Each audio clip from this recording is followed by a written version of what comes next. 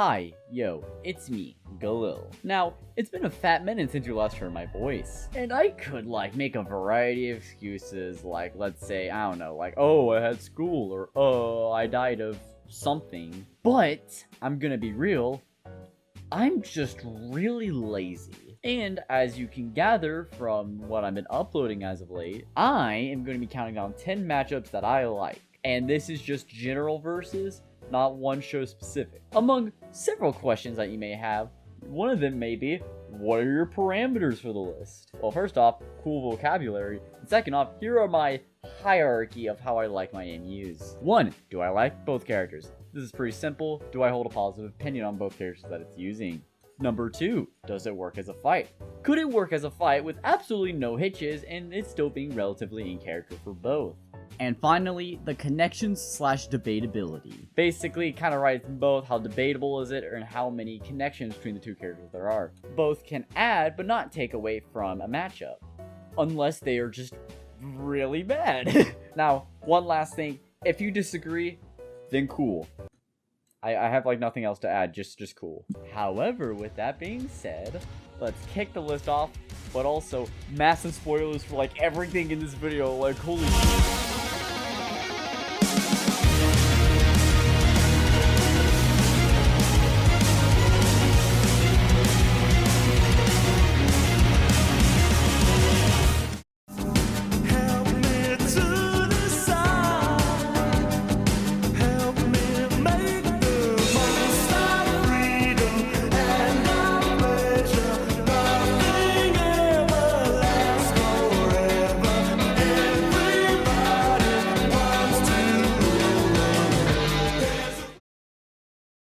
Man, what a matchup to start off with. And before you ask, no, this is not a joke. I am being 100% serious with this. But if you are in my close friend group, you will know that this is a very infamous matchup, and you're gonna get no other context besides that. So we're gonna start off with the connections. Both are protagonists of a social commentary thriller. However, contrast and one stacks hose and paper while the other kinda doesn't. Both are quirked up white boys who play League of Legends. Said films comment heavily on society today with basically the same message. Due to their quirkiness, their narration is heavily unreliable. Both finish their silly willy little gamer art by, you guessed it, killing someone at a very important time in their life when they realize the truth about themselves. Also, there's a slight meta connection between both American Psycho and Joker for both being criticized for romanticizing quirkiness, gamer skills, and trying to sympathize with League of Legends players. I promise I don't hate League of Legends players. So yeah,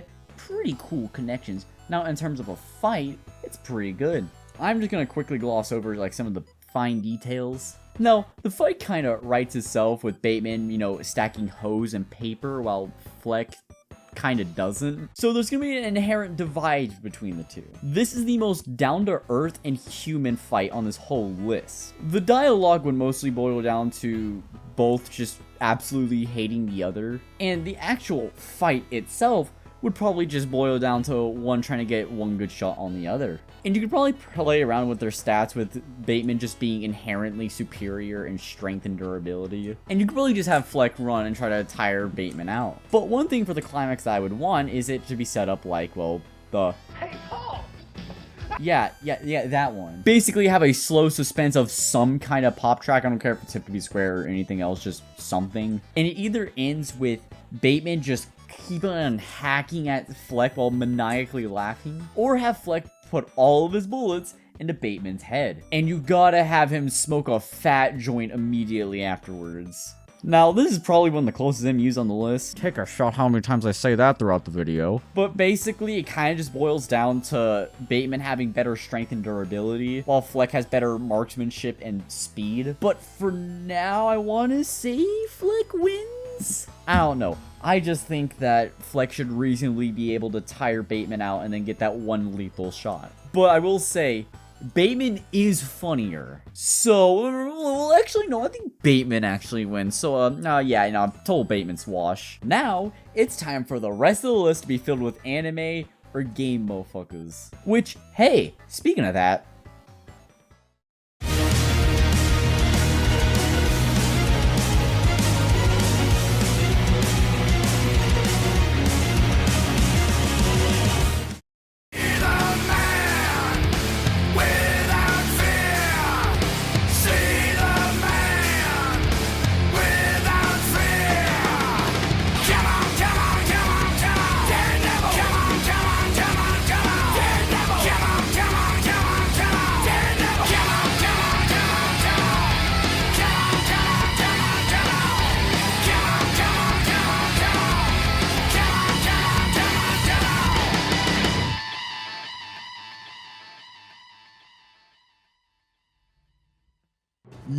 no, it's the actually good Wesker matchup. I'm now gonna dunk on all their other opponents. First with Kazuya Mishima. yeah, Kazuya. kind of mid, not gonna lie. Alucard is cool. Neo and Agent Smith just make no sense to me. And everyone else I really don't care about. And for Liquid, US Agent and Zeke are kinda cringe.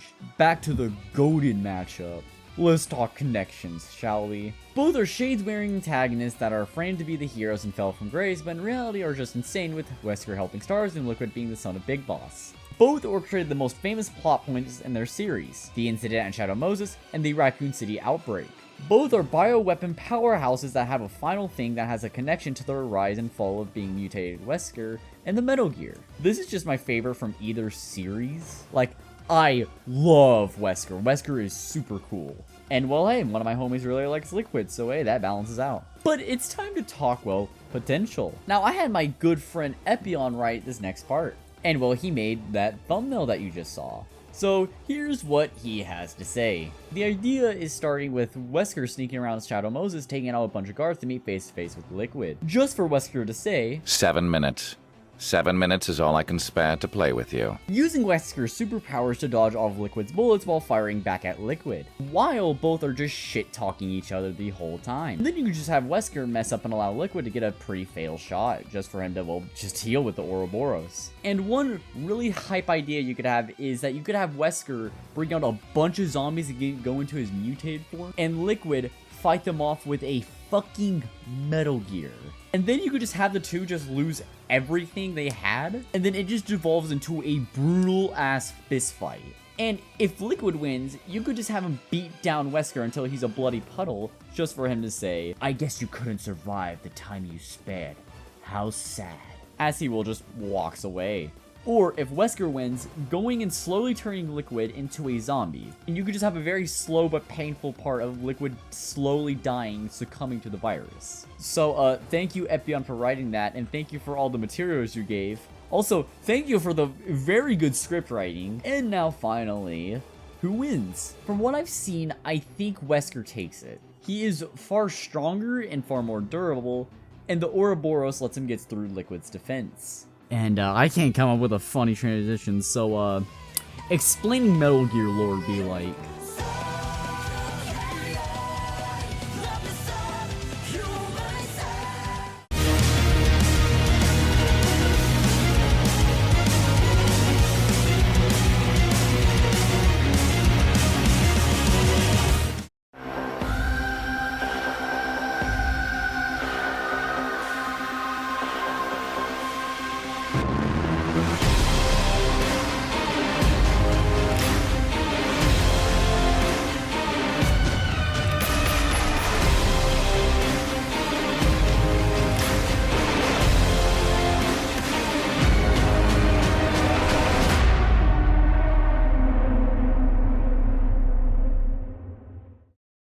now, to start off, this is more of a recent MU. However, it's cool. However, before I start talking about how it's super epic and cool, I gotta discuss their alts. Now, let me just see here. Oh yeah, there is none. But hey, that makes my job easier. So hey, let's talk about why it's so epic and cool and awesome. For the connection side, I think it's pretty self-explanatory. Undying members of a kind from a dark fantasy FromSoft game. They also go around killing gods who straight up tower over them. Both use the blood and souls of their enemy to get stronger. And how they do it is that they give their souls / blood to someone. There's probably a fuck ton more, but you get the point. Also, before anyone asks, no, it doesn't count as the same series fight. While yes, you can make the argument, there's nothing official to claim that they both take place in the same verse. So yeah, L. But now it's time to talk about what would happen if these two guys just threw hands with each other. The start of the fight would be them lighting their respective spawn point, the bonfire and the lamp, and then they would enter through some fog gate. And after they enter, it'd be really cool if like you replicated the same shot for both ends. We get like a halfway point and have like a shot from each of the respective games with like the UI and shit. And oh hey, before I get ahead of myself, the music potential is amazing. Both would mesh pretty well together, and it would make for a baller bombastic orchestral track. Holy shit, say that 5 times fast. Getting back on topic, the dynamic would essentially boil down to them cycling through their variety of weapons in their arsenal. It would probably start off with the saw cleaver and the longsword, before gradually getting crazier and crazier with their selection. And then most of the fight would just boil down to them pulling my favorite felony, while slowly but surely getting rid of all their healing sources. For a more specific scenario, I would love for them to use the Moonlight Greatswords against each other. It's just them throwing out projectiles like crazy.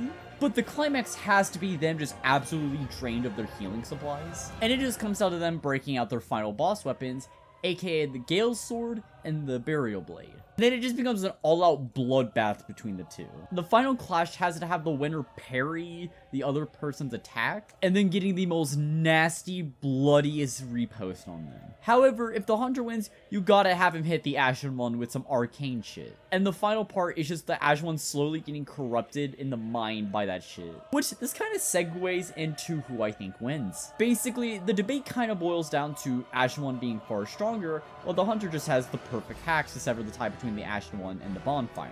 And finally, in terms of character quality, they don't have much character. However, they do kind of represent on what I like about the games. Like, Bloodborne and Dark Souls 3 are both my top 5 for favorite games ever. So I think it'd just be cool for these two to interact.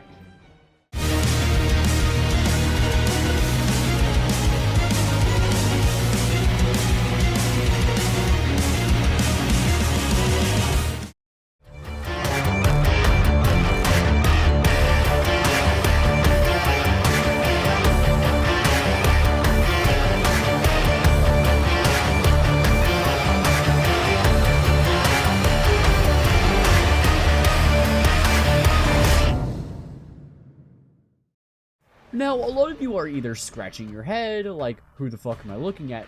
Or, if you know these people, you're saying, ah, that makes sense. Before I go in depth with this, let me talk about their other options.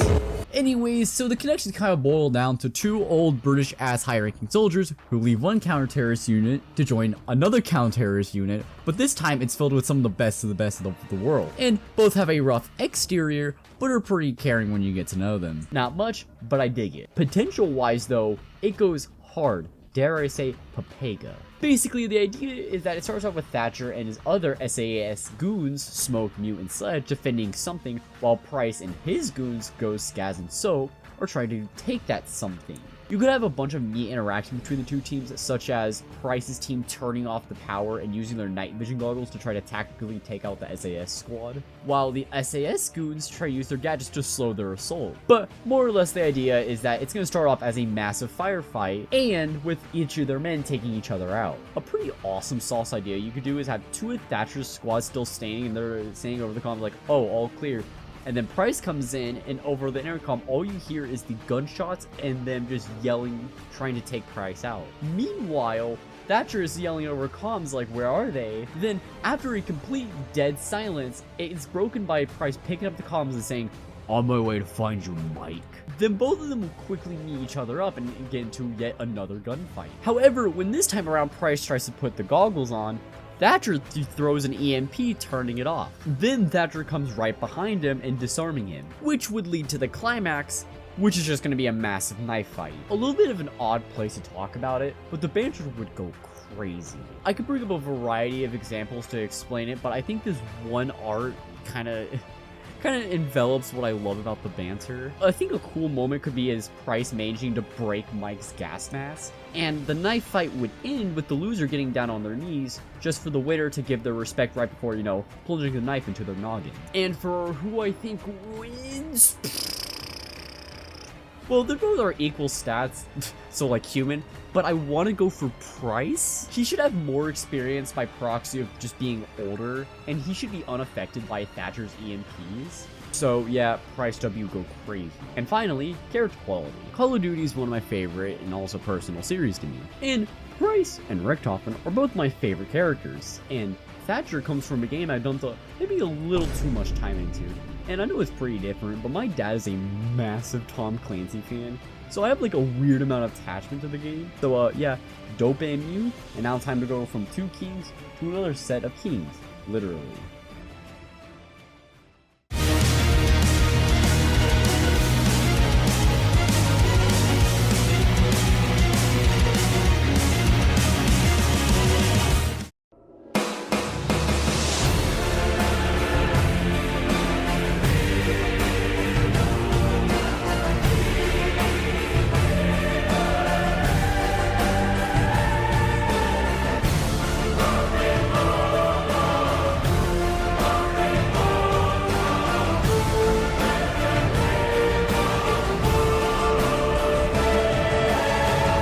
done what I set out to do. Acquire God. I like your spirit. But try that again and things won't end well for you.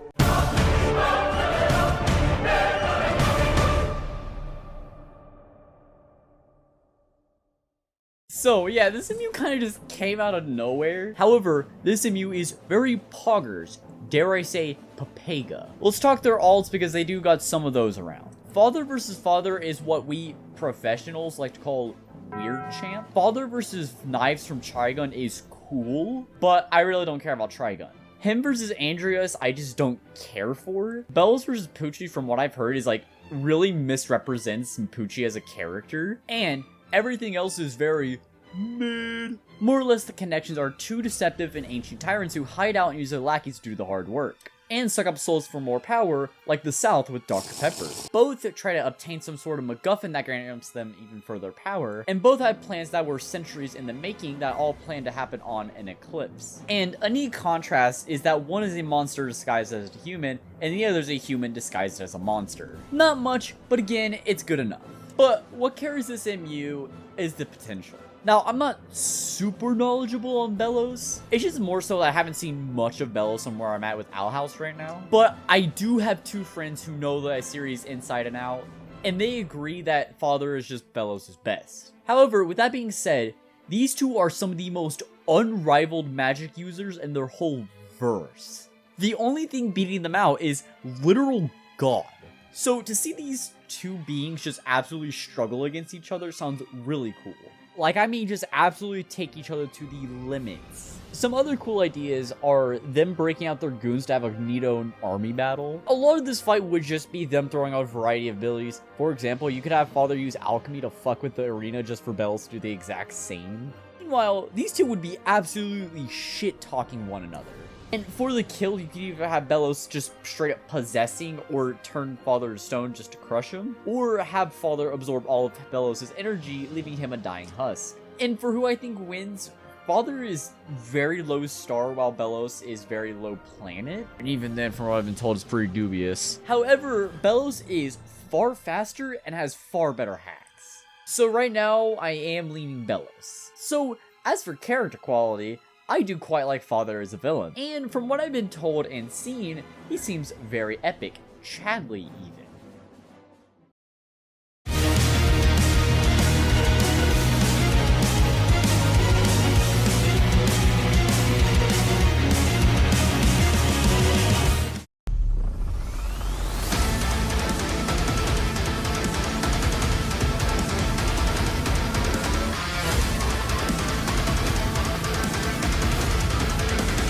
Your hell is mine.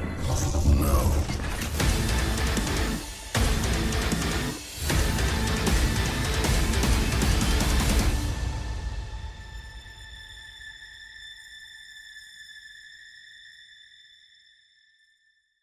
Before you ask, no, a certain trailer maker did not pay me off to put this here. I just like the MU.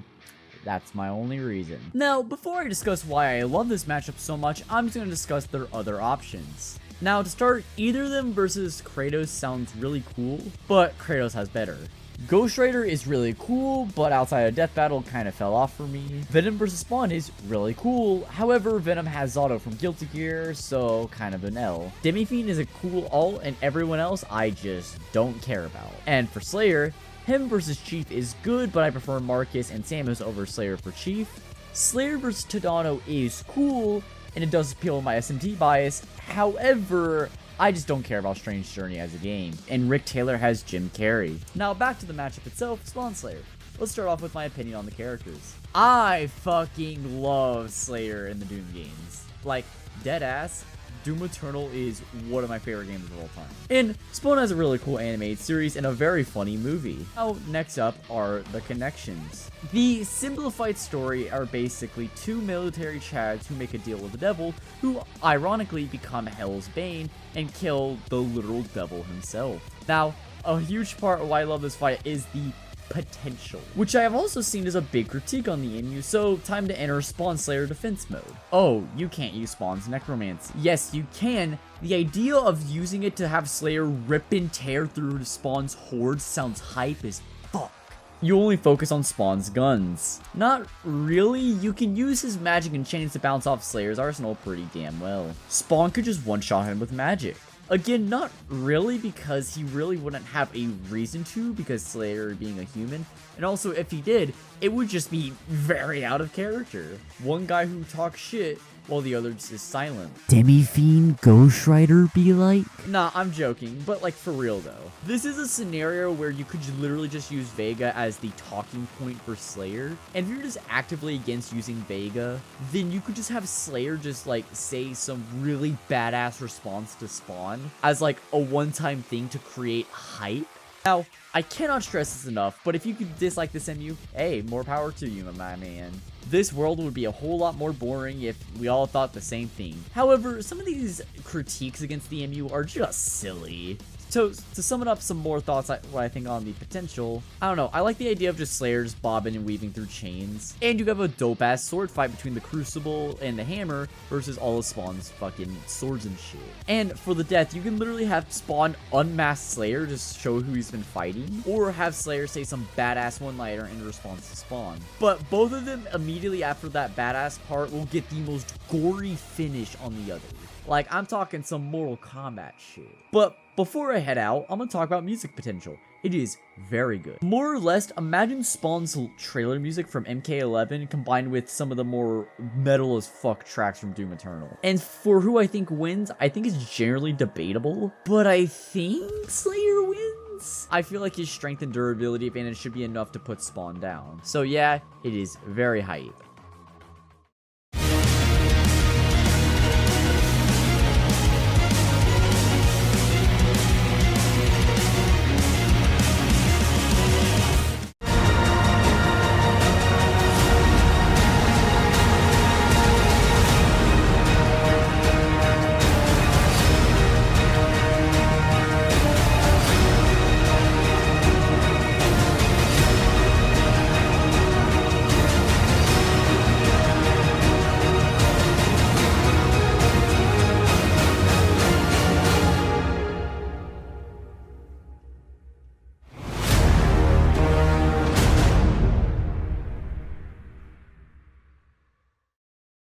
Man, I have run out of things to say. Now, Cataclysmic event aside, I'm gonna discuss their alts. Now, Sinbad doesn't have anyone else. However, good old Mongrel Boy has some alts. Gilgamesh versus Dr. Doom is fine. I don't think it's the worst thing ever, but I don't think it's good. And everyone else, I don't have a real strong opinion on. And for connections, two wise, highly charismatic, future-seeing, and very powerful kings who were born special and go on to become obsessed with collecting treasure. And they do it to such a comically large degree that they manage to turn said paper into literal fucking weapons. Now, both started out as heroes, but eventually did very morally questionable things due to their love for humanity. And despite having all the pieces in place, they ultimately failed at their plan. And finally, both are old and classic legends that got brought into a new light. Connections-wise, it's pretty rock solid, and fight-wise, it goes just as crazy. More or less, you could have the fight start off with Gilgamesh rolling up in Syndria just to say, man, this is such a cool country, it would be such a shame if someone took it. And then you have Gilgamesh, the one-man army, fighting off the forces of Syndria. And it gets to the point where Sinbad comes out and tries to negotiate with Gil. Which, before I get ahead of myself, the dialogue between these two would be pretty dope. Basically, you have laid-back motherfucker versus condescending prick. So naturally, dialogue-wise, they bounce off pretty well off each other. However, one thing they're gonna 100% do is they're gonna roast each other's status as king. Now it's time to talk about how they would physically throw hands with each other. A pretty dope interaction you could do is have Gilgamesh throw a curse item straight at Sinbad just for him to say, I guess your curses are just quite not so potent. Besides that one specific thing, a lot of the fight will be Gilgamesh just throwing as many weapons and bullshit at Sinbad, while Sinbad goes through his Jinn equip and other random shit. You could even do a dope army battle between all of Sinbad's generals and Gil and Enkidu. But one thing you gotta incorporate into the fight is their love for the people. Have one of them accidentally destroy a building and both of them try and go and save the people in it, and they recognize this and they give each other more respect, which ultimately will culminate in a finale between two big fuck off beings. Which, if Gilgamesh wins, you gotta have him give Sinbad a promise that he's gonna lead the kingdom of Syndria into greatness in his honor. Or, if Sinbad wins, you gotta have him keep Ea as a piece to remember him by. And for who I think wins, Gilgamesh sweep! Yeah, Gilgamesh outstats like a motherfucker and also out-haxes like a motherfucker. Which is kind of cringe because I really like Sinbad, but on the other hand, it's kind of cool because I really like Gilgamesh. Like, he is one of my favorite Titan Moon characters. And by proxy is my favorite Fate character. And oh yeah, speaking of Titan Moon,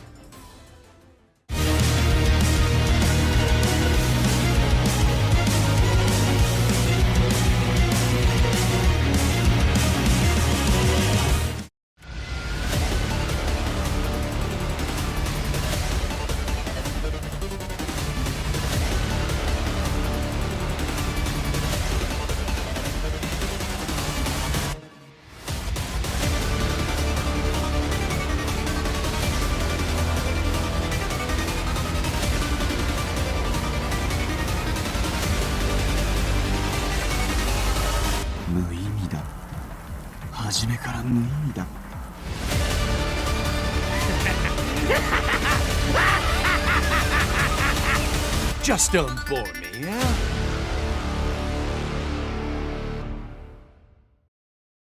so yeah, about them Titan Moon villains, am I right or am I right?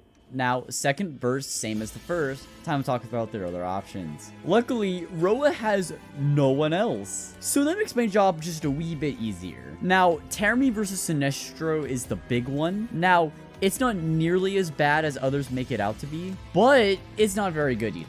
Avolto is cool, but I already have a preference for him. If I mispronounce this, I'm gonna be stupid, but Goetia is a character I've come to realize is very boring. Happy Chaos is cool, and Thawne is my ideal DC Herald opponent for Terami. And Pony of Shadows is the definition of tonal clashes be light, and Connections are body-swapping assholes who can't seem to fucking die because they keep reincarnating into a new body. They also previously possessed another important character as one of their other hosts in the series, who they also got separated from. Again, not very much, but honestly, I don't mind. So what makes this top 3 material?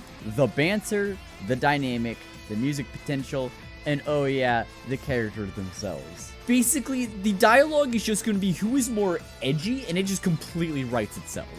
Like, you legitimately cannot fuck this up in any conceivable way. Now, the fight would go super hard. I imagine the fight would start up due to two of them bumping into each other on the side of the street. I don't know, maybe Roa muddied up Terami's coat, and Terami would say something like, "Hey, asshole, you messed up my coat." To which Roa would say something like, "Oh, you gods are all the same." To which Terami would say, "That doesn't sound like an apology. Let's see if you want to test that." No, it's my favorite time in the video to talk about what happens when they would fight. One thing you could play around with is both of their absurd regenerations. Like, you could have both of them blow each other up at the same exact time and then just immediately regenerate and go back fighting. Which, these two are the most hyper rushdown motherfuckers you can think of, so the fight would be hella fast. Another thing that would be cool is to show a part of the fight where they both try to possess each other. Now, before I get to the death, the climax would be pretty much the coolest snake battle between the two. Finally, for real this time, the idea of Roa's electricity versus Terami's Ouroboros and chains sounds pretty cool. Now, the death could go pretty hard, not gonna lie. If Terami wins, you gotta have him stomp the shit out of him while absolutely berating him. Then have Terami wrap him up in chains and then hit him with a constant stream of Ouroboros shit. And finally, having the Susanoo make an appearance and hit him with the Time Killer. And for Roa, you have to have him fully possess Terami and leave a small bit of Terami's soul intact. Just for Roa to grab him by the throat and say something like, "I'm no vampire. I'm your new owner." Then he starts to fry Terami's body inside out with electricity while maniacally laughing. Then he literally takes Terami's soul and just completely erases it. Oh yeah, and debate, that sure is a thing. Roa should edge out on stats due to him arguably upscaling from Arcuid, but Terami having the ability to wipe Roa from time itself and his immortality making it to where he can't die just by hitting him kinda hard makes me lean Terami right now. Which is really cool because even though Roa is like my favorite Melty Blood character and probably by extension probably my favorite Titan Moon character, Terami is just my third favorite fighting game character ever behind two other Guilty Gear characters, Soul Bad Guy and Ino, who we'll talk about one of them in a little bit. Lastly, the music track would go hard. Like, imagine this.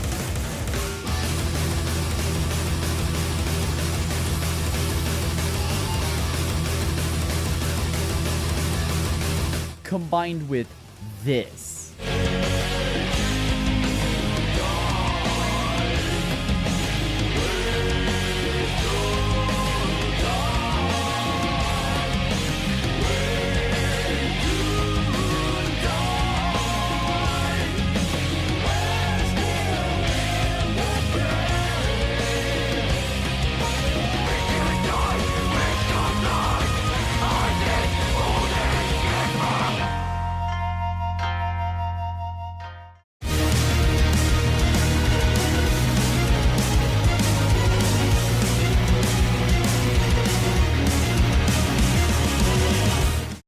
But before you have the chance to utter a word of this to another soul, I shall eradicate you. That's a crime, you know?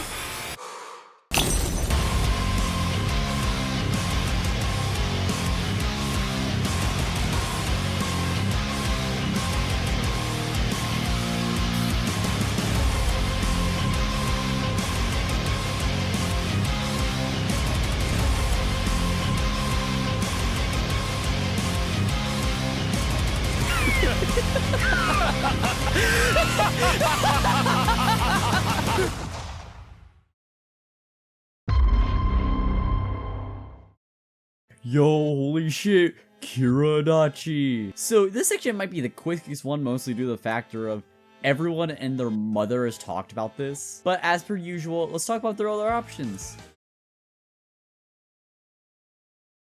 Oh yeah, Kira vs. Muzan is fine, I guess. But let me give you the general connections for this. Two narcissistic and egotistical killers who hide in plain sight by acting as a member of society. Kill women who are bitches because why not? Both are the complete antithesis to the main protagonist in their group, and both would get semi-redeemed thanks to a spinoff.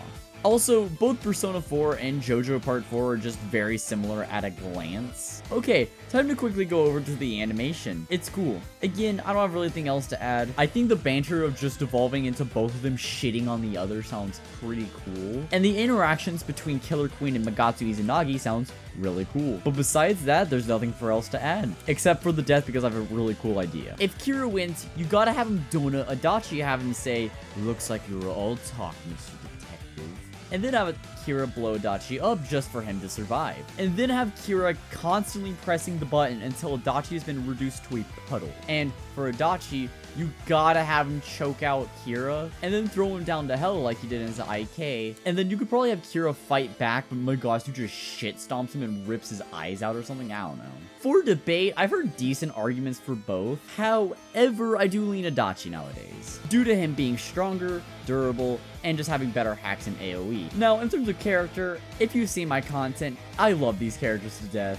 They are some of my favorite fictional characters, and both are easy top 5 favorite characters. Now, the only reason this section is shorter than the rest is just this MU has been discussed to death, and it's also because the next matchup is a little longer than usual. So yeah, believe the hype, it is very awesome and cool. So before I get to number 1, let's go through some honorable mentions.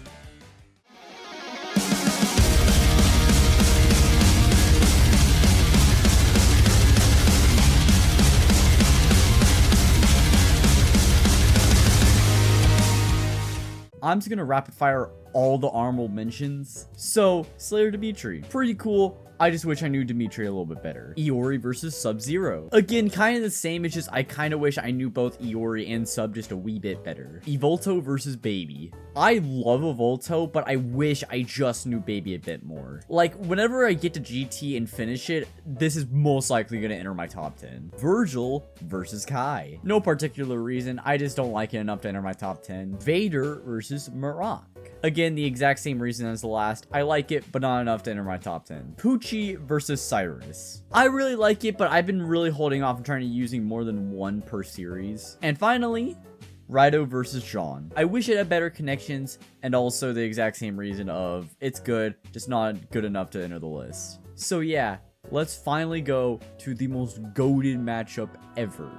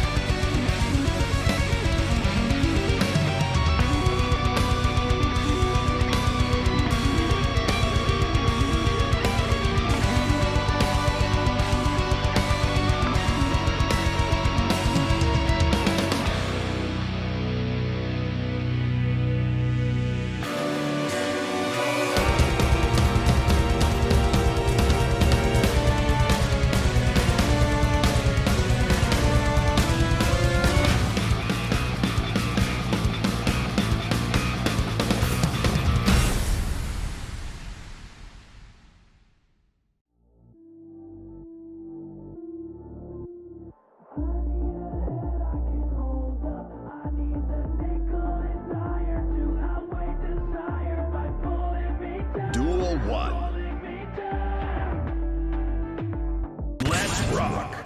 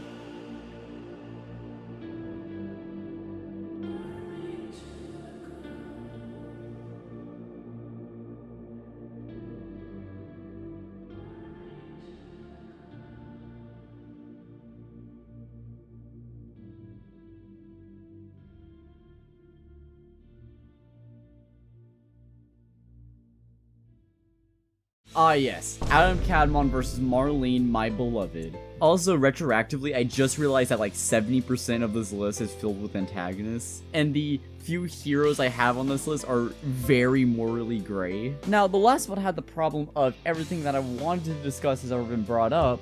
However, this time, this matchup is so rarely talked about that I can talk about literally anything about it. Now, before I start shooting my praise, and also for the final time for today, let's talk about their other options. Let's start with Maruki. Him versus Pucci or Toru are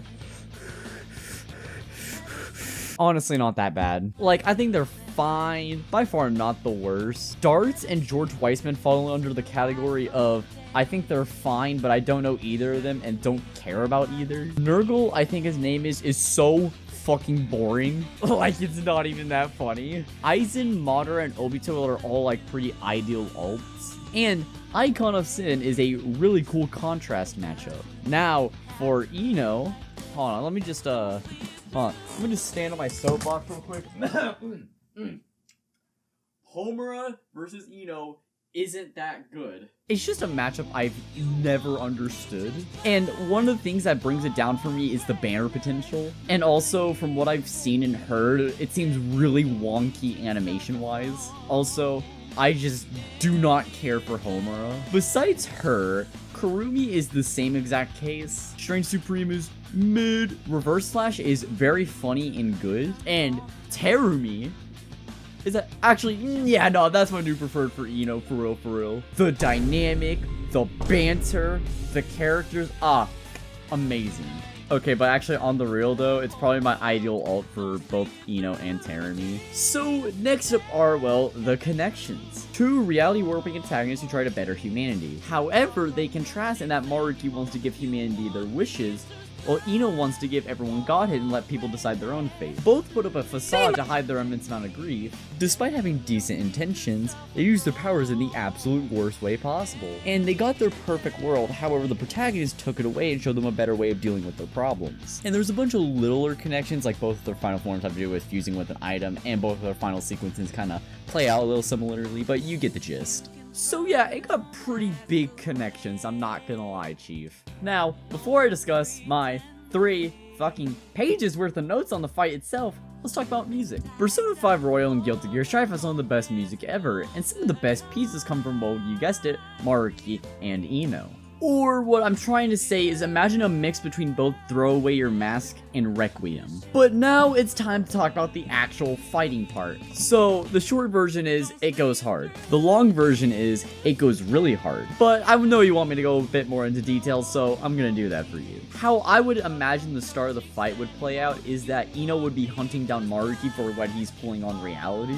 And you can have Maruki dip and dodge and just go into the metaverse, thinking he's safe, which is also a massive detractor because most Maruki emus kind of have to take place in the metaverse, which Ino sidesteps this by she could probably realistically just go into there because she's just casually human subconscious, and also she's been to higher planes of existence, so I imagine that she could probably do the same here. Then most of the fight afterwards would just be them throwing out random bullshit, like Ino's witchcraft and musical shit, and Maruki could be throwing out his variety of elemental attacks and the literal Big Bang. you could have a pretty cool moment with Ino's time manipulation by her just stopping time to take out all the tentacles. And then when time resumes, Maruki just grows them back. And then you have a really cool duel between Ino's guitar and Maruki's staff. Which this nicely segues into the banter potential. A very big part on why I like this matchup. And it's where 95% of Ino's matchups fall apart. Now, let's do two different MUs. Homura's whole thing is that it focuses on Ino's depression. However, Homura, I think you could tell, is a literal child. And you cannot have Ino say anything she says she would normally say to her. Be my bottom, bitch! And on the other end of the spectrum, Reverse Flash focuses too much on her quirkiness. Now obviously it's still good, but I'm just saying. Maruki is the perfect middle ground. You get just the right amount of depressing shit from her, but you also get her quirkiness. But I'm getting ahead of myself, which I've been only talking about as a thought. I have not talked about the main man himself, Adam Kadmon. Basically, I like the idea of Maruki using Adam Kadmon as an escape tool for when Ino messed him up after a physical duel. Because the animation would go from Ino chasing Maruki to the other way around. And then the fight would just basically become Ino dipping and dodging all of Maruki's hits. And then you could finally have that one moment Maruki gets the one good hit he needed on her, which really fucks up Ino. And then you could have Maruki charge up another big fuck off punch just for Ino to use her time abilities to go grab the tomb, which would cause the final bout to be between her god form and Maruki and Adam Kadmon. Now, I've heard a couple complaints that it's, well, size difference, but fun fact, Ino's god form lets her change her size. So, imagine a kaiju fight, but on a cosmic scale, which I don't need to tell you that would sound hype. Like, the idea of all their punches just slowly but surely ripping apart reality, like, ooh, that's the good stuff. But this is where I get to the part where I really like about this fight. Like, in the middle of the fight, you could just have them make an argument between who was right and who was wrong. And as they go for their final universe-shattering punch, they knock each other back into their base forms, with Maruki restoring Ino's humanity, and Maruki without any powers left. And the last thing they do is that they just fight. No any kind of bullshit, no special powers, just a raw, man-to-man fist fight. This is the part of the fight that needs to be the most somber, because the last thing we see are these two broken souls with nothing left vent their frustrations on one another. And the mental conflict ends with either of them realizing that they are both exactly the same. And for the ending part, if Maruki loses, you gotta have him just give up. Similar to his death in Royal, where he reaches for the sky as he feels the cold snowflakes touch his glove, and he's just laying there on the floor, awaiting his death on the cracking floor. And the last thing we see before he falls to his quote-unquote death is that we see him with a smile on his face. And as the ground cracks, Ino goes to save, because she doesn't want another lost soul to die. If Ino loses, you gotta do kind of the same idea of Maruki saving her from her cracking down, like literally from her strive ending, as Maruki uses his final bit to comfort Ino, knowing that she has fought well. So, yeah, the fight, I say it's pretty good. Now it's time for my favorite part, the debate. Yeah, Ino shit stomps. Like, far stronger, far faster, far more durable, and even if you bought equal stats, Ino's time manipulation should buy her the W. But now, it's time to talk about the last aspect in what I like in MUs. How much I like the characters. Both are at the very least in my top 5 favorite fictional characters. Ino is not only my favorite fighting game character, she's just my favorite female character ever. And Maruki is a character who not only inspired me to take up some classes in high school, but also kind of got me into video editing to an extent. He's also just like my favorite fictional character. Like, there is no competition, he is my favorite. So that was why Ino vs Maruki is the best matchup ever. So here is a montage of some thumbnails that were made for it. Placed by the name of heaven, the promised land. Everyone is awaiting in a very long line. Placed by the name of heaven, there's a comforting lot. I don't hesitate, just be guided.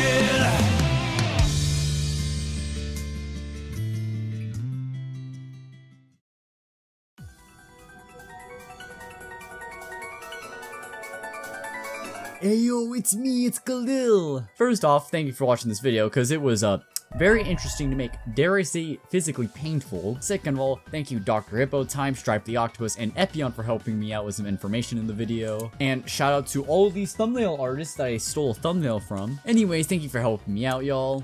Merry Christmas and happy holidays. Stay safe with your family and friends, and also happy early 2023 because you're not gonna hear my voice before then. And finally, before I end this video, I have a Discord server now. It is very interesting. In terms of future content, expect a gameplay video for zombies and Melty Blood. In terms of analytical content, I don't know what I'm gonna make next. The only video I'm like semi-planning is an Volto video. That's just purely because I have way too much footage for him. However, I'm tired. I'm gonna go to bed. See you guys later. See you in 2023. So, bye.